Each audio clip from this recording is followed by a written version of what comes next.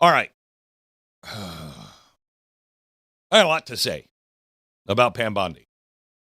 And let me just start with this. Just to be fair, we gave the DOJ some notice. We said Glenn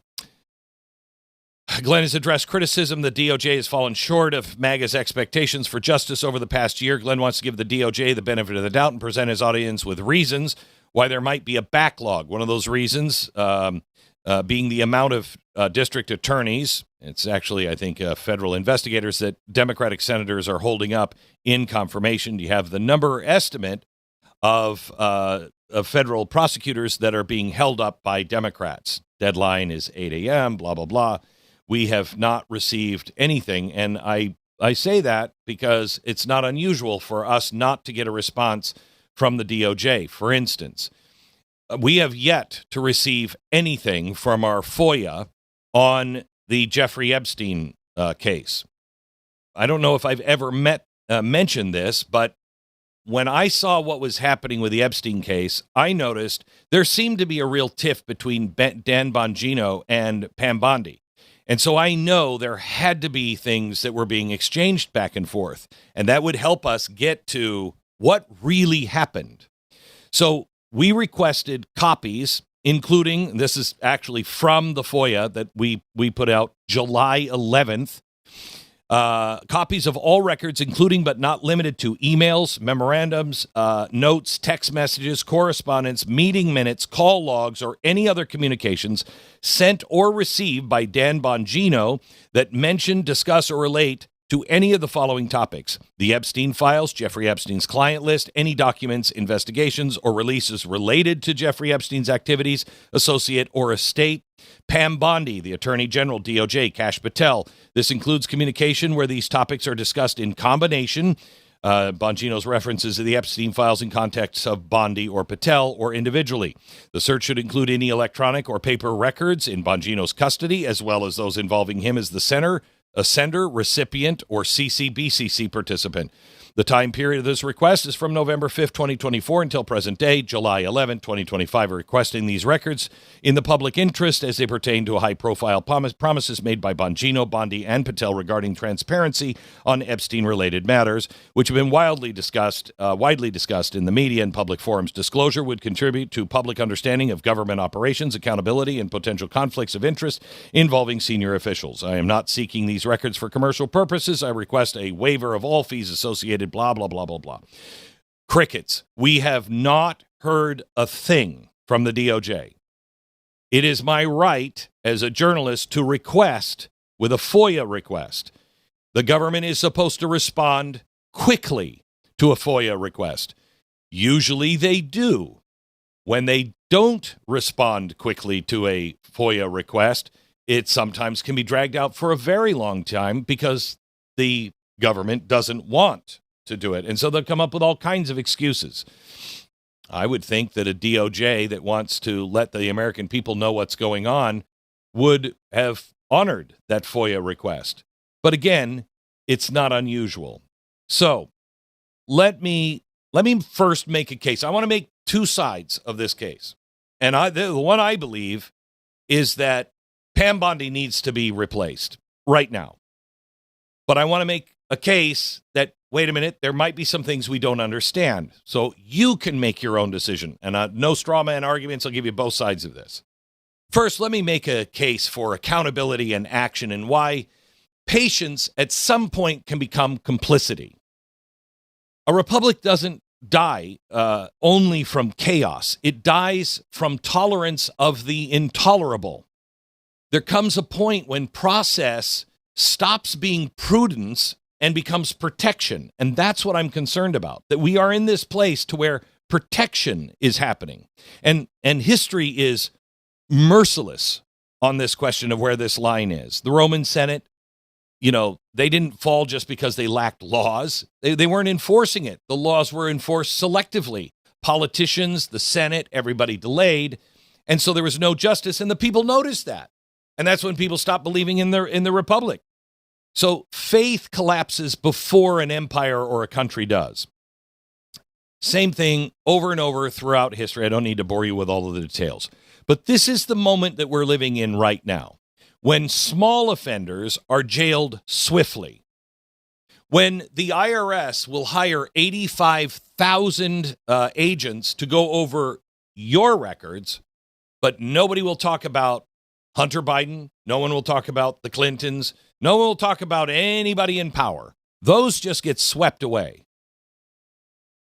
When process crimes are aggressively pursued, when whistleblowers are crushed, which they have been, but sprawling, massive, well-documented corruption in government produces years of nothing but hearings and no results on those hearings, okay?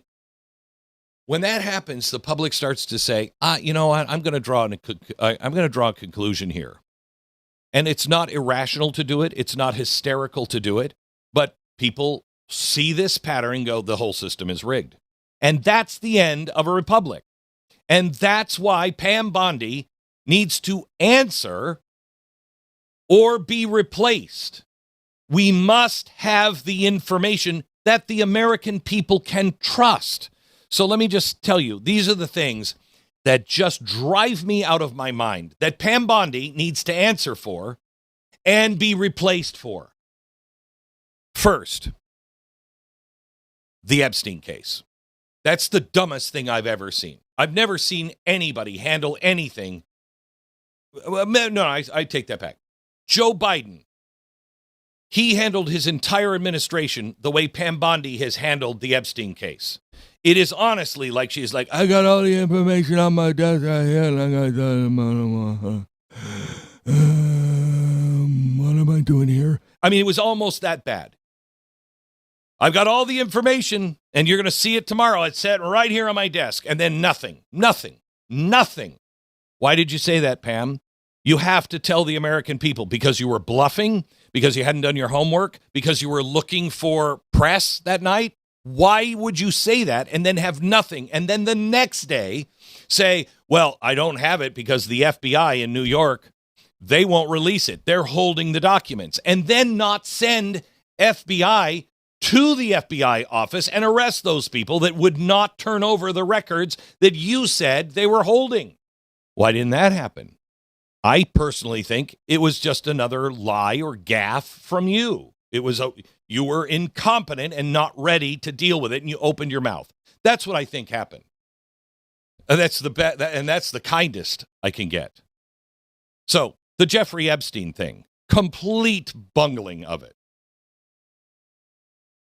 The lack of criminal prosecution for James Comey, for Clapper, for the lying under oath on so many things, but let's just say Russiagate, the collusion with the press and the use of the release of secret information to the press. We know it. We have the memos. We've seen the memos. Why hasn't anybody been charged? Next, the lack of criminal prosecution against Adam Schiff or the New York Attorney General Letitia James or anyone else that tried to weaponize the justice system against political opponents. Most prominently, that would be Trump. Where is any case on that? And you know what? If you don't have a case, say you don't have a case. But don't just leave it hanging out there. Lack of arrests for various Democratic scandals, including the Russia collusion hoax. Where's that? The Mar-a-Lago raid? I mean, we keep finding out it's worse and worse and worse, and nothing happens. How about the 2020 election fraud? That scandal. At least the lack of investigations into and answers on whether there was fraud. Nothing? You got nothing. A year in, you got nothing. Okay. How about the lack of action regarding DOJ's fraud findings? A lot of fraud there. Who went to jail? Who are you even considering putting in jail? Do you know how much money has been stolen from the American people? And it appears our DOJ doesn't give a flying crap. You can't have a country run like this. You can't. And Pam, that's your responsibility. That's your responsibility. Where are all the arrests and investigations into all the state and federal government that participated in the Somali fraud? I know you're going and you're getting the Somalis. And you got some Russians, and I congratulate you on that.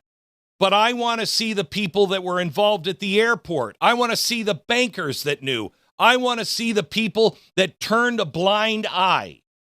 I want to see people who actually planned it. Where is that? I know you're only a year into it. How long do we have to wait here?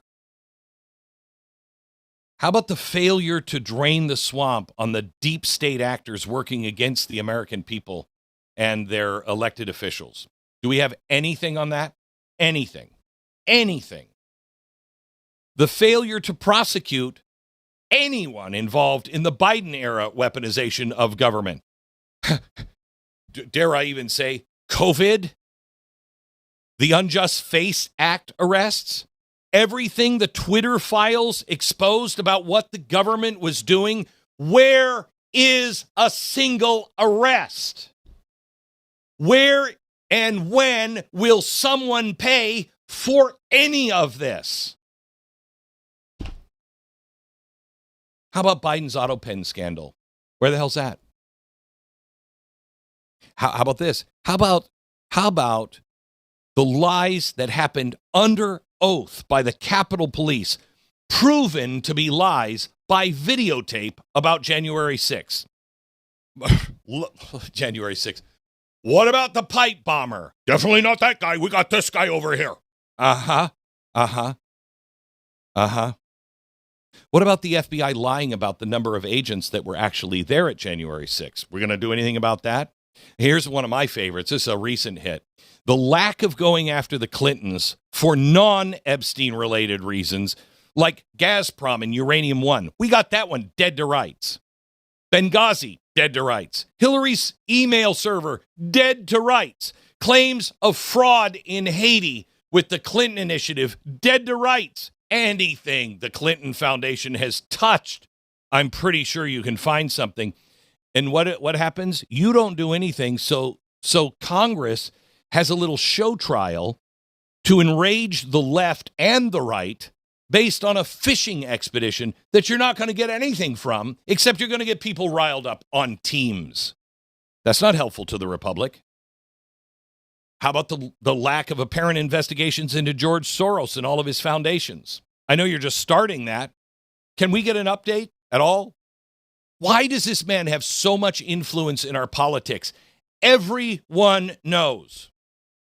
And there's zero pushback from anybody in power. I mean, you could go back to the Ukraine color revolution of 2014, which of course led them to try to impeach Trump. But, the lack of investigations in COVID is astounding. No one went to jail. You know how many people died? Because you all colluded.